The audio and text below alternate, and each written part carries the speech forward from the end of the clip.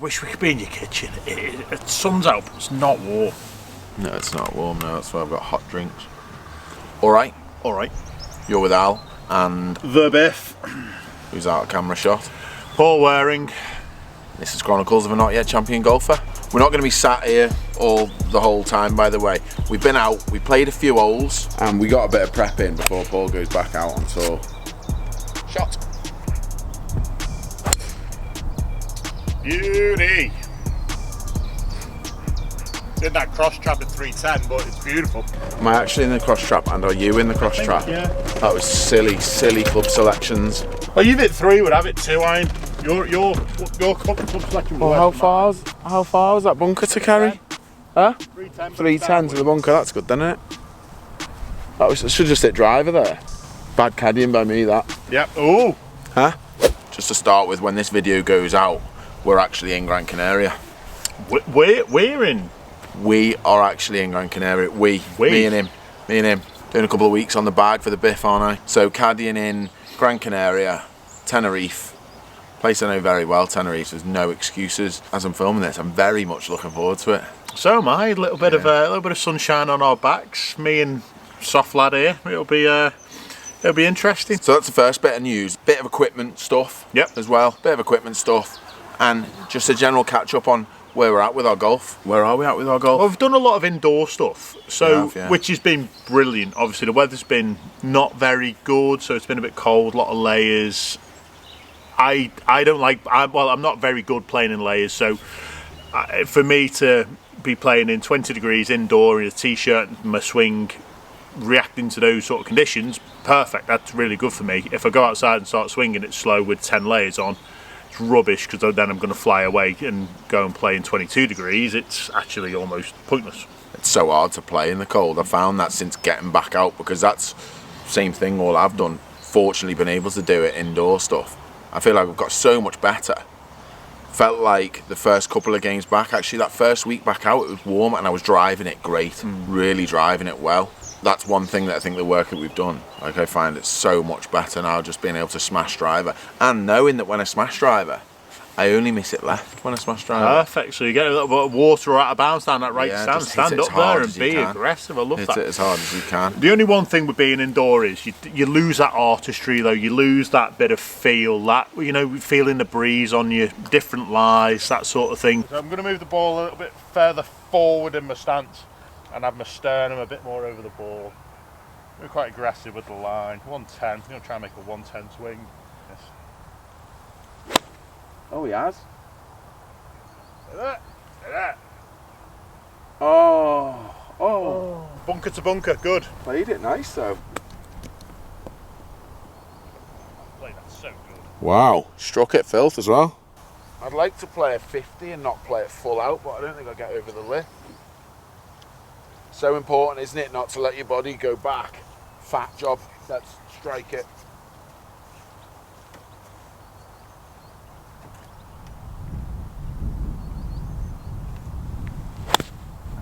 Oh, he's played it lovely. Go. Wrong club. Bunker to bunker, both of us. You can pano raisin now.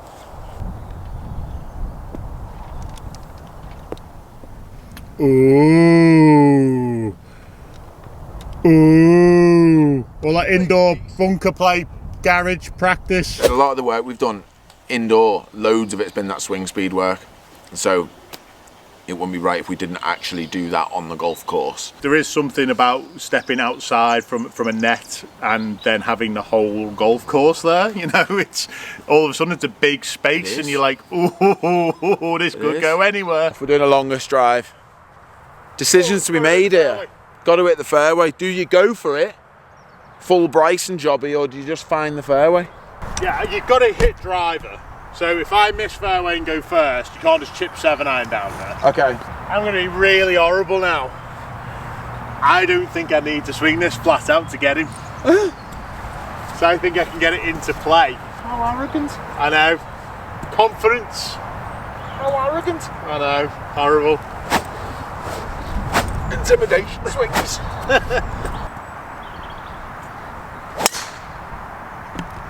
Oh, God.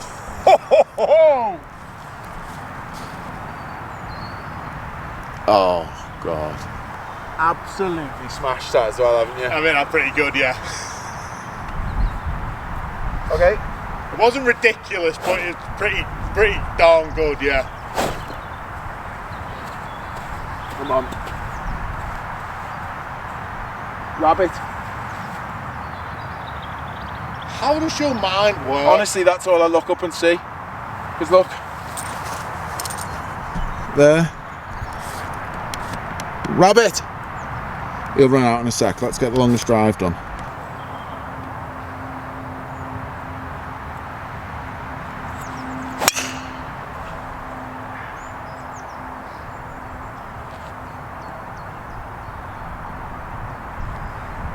Left. So, hey, I did a video last week. I should have known. I said when I try and go after it, it draws. It draws a lot when I try and go after it. That's what it did. I actually hit that as well, you know. That would have been just start line. Yeah, you win that one. Yeah. There he is. There he is. Oh, two of them. Anyway, good drop. Oh, you nearly, you nearly ran through. I think some of my best shots, this is genuine, some of my best shots follow some of my worst. Yeah. So I hit it like in the crap, and then loads of my videos are actually like hook shots. And I love them, mate. I love them. It's all about. I think when you go into the shot shaping side of things, so seeing it. Yeah, you have a clarity. 161 is gonna be big old hook with a wedge. Where's that? I thought I was texting. What? Oh, look at that! Any good? That's filth. You weren't watching that? No, I saw it down, obviously. Thanks, mate. Anytime, mate. What is the point? Hurry up with you. What is the point of you being here? Honestly, from those positions, I'm actually better at golf from those positions than I am from good positions. I'm actually going to give you a compliment now. Sometimes you're almost a bit too good for your own good, in that you've got so many choices of shot, you get confused in what you want to hit. Oh, so I'm too good? Well, if you just hit a dirty hook everywhere, you'd play golf course in one way, but there's so many times you stand and go, oh, a little cutty 5-iron in here, or a little drawing 6, or what, you know. It's almost like, oh, I've got so many options, I don't know which is the right choice, and then you don't commit to it. Right, it's interesting actually watching the Masters. As we film this, it's not finished yet, but watching it. I was expecting that to have like something on the bottom of that. We've got it here, but never mind. Watching the Masters, how many times they hit it in the rubbish. Like Bryson shot second round, he shot 67, and he's still all over the place. Shot 67, shot level par for him. You're thinking how? Shot level par for Bryson. But you're thinking how can you shoot 67, hit it all over the place? But you can, and that's where I punished myself in the past. If I don't hit it perfect, I'm like rage, absolute rage. But something to be learnt there.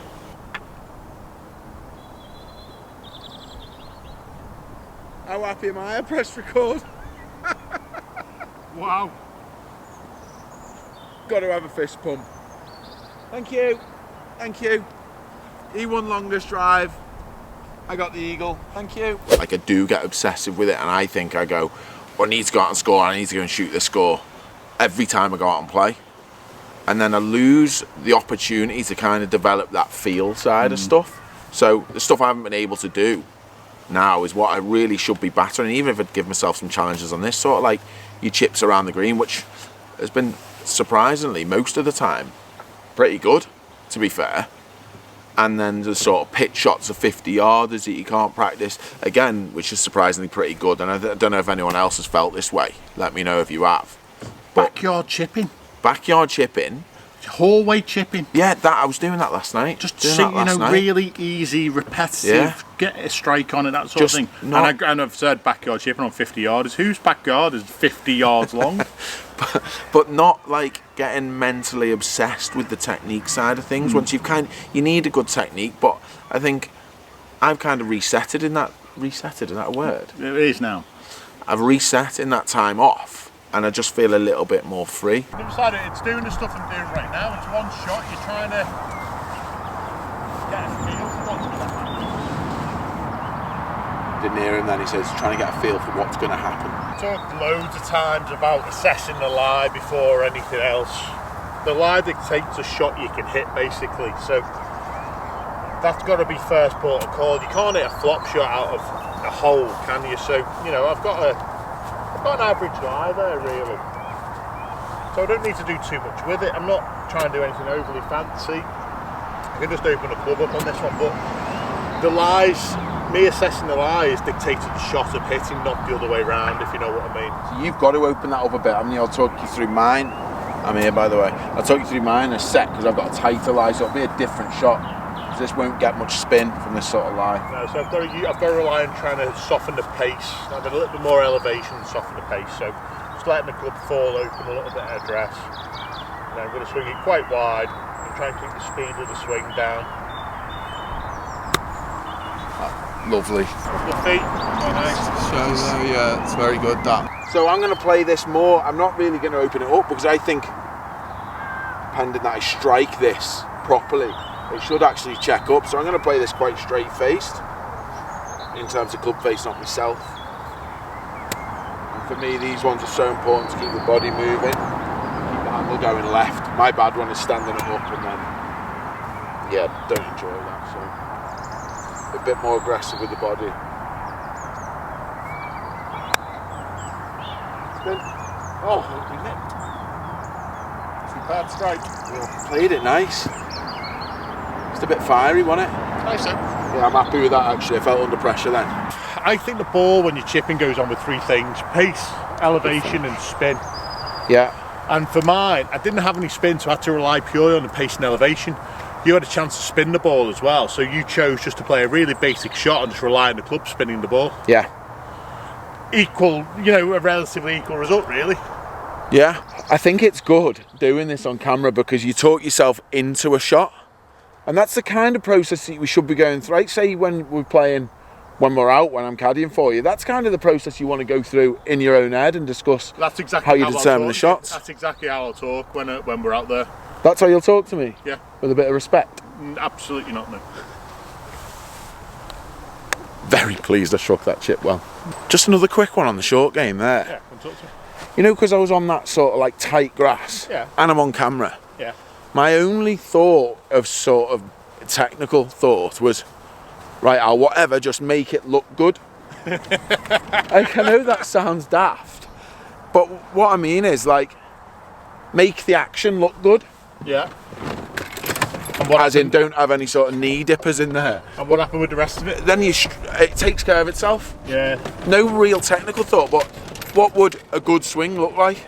And then just perform it. I love that. What does a good swing look like? What does a good shot look like? I love that little bit of injection of positive thought before hitting the shot. Yeah, because you're not standing there and go, oh God, don't duff in there. You go, what does a good shot look like? You're asking a question that's going to give a positive answer. Love it. I've done it before when I've been teaching. I say to people, I want your finish position to be here, like a good finish position. Because to get into that finish position, you've got to make a good swing. Nice, I like that. It's not like overly technical thinking, so I think that's a good on-course thought. Just whatever shot you're playing, just think of your finish position. That feel side of things is something that I'm going to go out and focus on a lot more when I get out and play. I'm still going to do the scoring stuff because that's what I enjoy doing. Absolutely. But just when I go out and play 9 holes, we should do more of, right, nearest a pin 50 yards, just throw a ball down and play each one for, it might be a £5 or £1 or whatever, just to put a little bit of pressure on there, bit of consequence on it, yeah, which absolutely is important. There's a crow on top of the other house there. Oh, a crow. Speaking of that though, it's steady. I can hear him. Yeah. On cue. Yeah. How's very that? Good. So now, gonna have a little challenge. Are we? Nearest the pin, 240. All right, I've got 500 into a very stiff cold breeze. Oh, hang on. Hold your head. Hang on. Get that corner. Left trap. Yeah. The great thing with going to play as well, and not always just scoring, is it's one ball and it's one shot. But we've played games before where Al's made 7 down the first and the game's over. So rather than scoring all the time. Why is it me?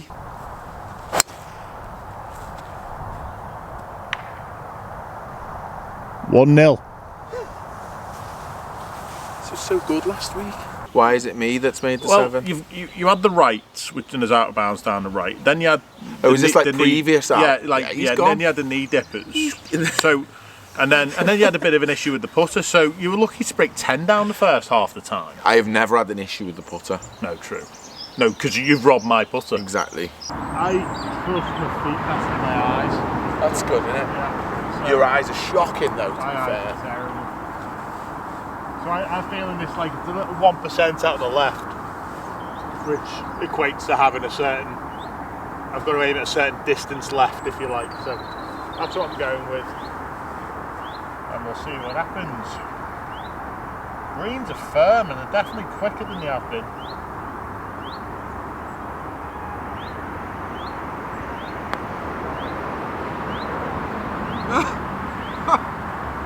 Stop it. Stop it.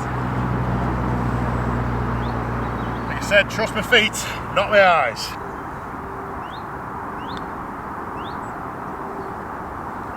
Oh!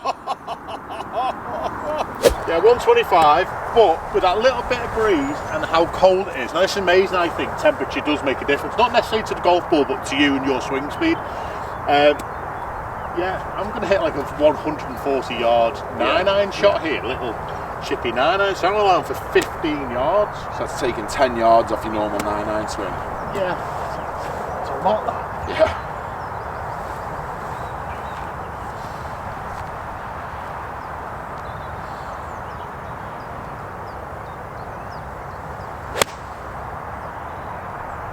Really nice that though. Yeah, it's really nice. Exactly where you're trying to hit that. There's a little bit of wind out the right into. And we'll talk about these in a minute. Different bats out.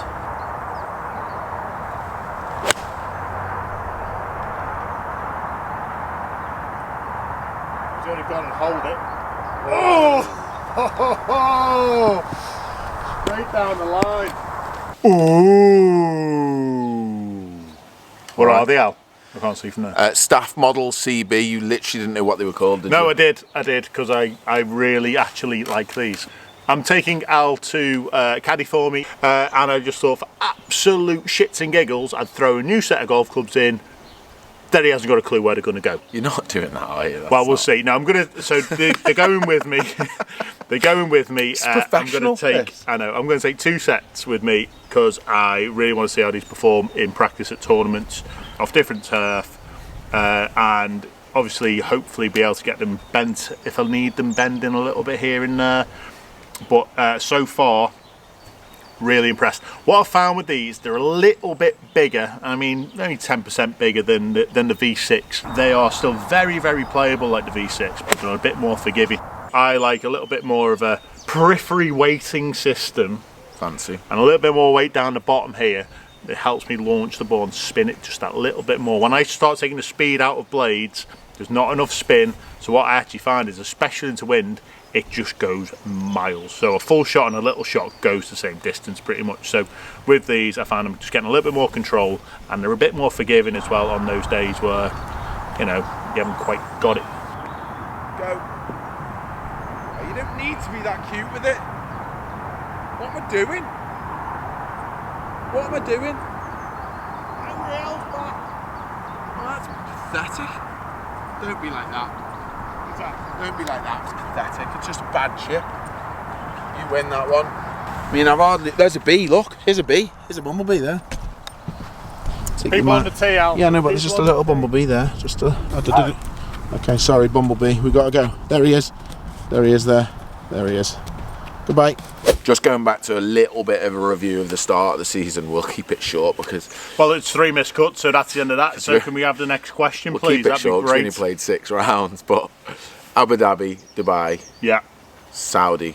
Yeah, funny few weeks actually. So Abu Dhabi, going back to Abu Dhabi, just didn't get it going. Made a few mistakes off the tee really, which is, you know, it's not like me that. But that shows how quickly that passed, because then the next week I was pretty much leading the stats off the tee and then couldn't hit it close enough with the irons and had a bit of a mare with the putter. So there's parts of my game which have been really good but then let down by others, and then the next week I've done a bit of work in the time off, and then flipped over, and now I'm crap at that bit and I'm better at that bit. And I just had that kind of run in Abu Dhabi, Dubai and Saudi. The other thing for me is I'm not good in a run of tournaments. Yeah. You know, if I get on the back foot early on a run of tournaments, historically, I don't have a reset. I struggle with a reset, and I kind of carry that momentum in, good or bad, into the next weeks, which Said is why. this on the radio, didn't you, last night? Yeah, which is why I try and have. 5 Live. Oh, yeah. When I try and have a break in between the weeks, it gives me a full reset and I can just start again. And you might have seen a couple of years ago, I had a great run in Abu Dhabi, finished 6th, then followed that up with a 3rd in Dubai. So once I get onto a run, I'm great. If I don't start great, I need to just break, start again. But like I say, I can't really do that. I can't fly home from the Middle East, reset and then go back, because it's just time difference, everything else. It's an absolute nightmare. The only other thing to consider as well is the bubble life at the moment. Again, it's one of those things that, you know, it should ease now, it should get easier. So, you know, get out there and go and play. Well, I've got soft low with me, so should get beers around the pool. Hey, pina colada. No, it's serious. Okay. Very serious. Behave yourself. Wrong choice, this, Paul. Little bit different that today, and it's really because we went out to film on the golf course and pretty much cocked up the bit that we were going to talk about and thought, well, we'll just talk about it outside. Well, we keep an eye out. Where are we going? Gran Canaria, Tenerife, back home, sacked. Thanks for watching. See you next Tuesday.